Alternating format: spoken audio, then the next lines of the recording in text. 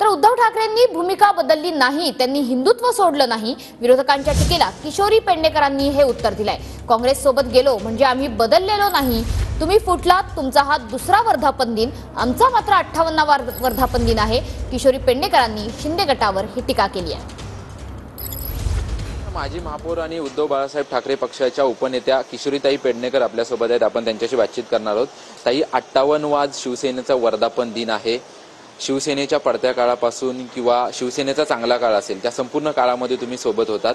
58वा आज वर्धापन दिन आहे, काय भावना आहेत, काय प्रतिक्रिया?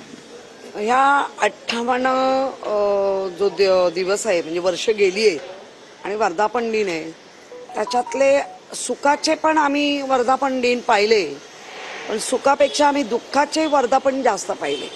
उद्धवजींनी 2019ला जी काय भूमिका घेतली, ही भूमिका घेणं म्हणजे आम्ही हिंदुत्व सोडलं असं होत नाही।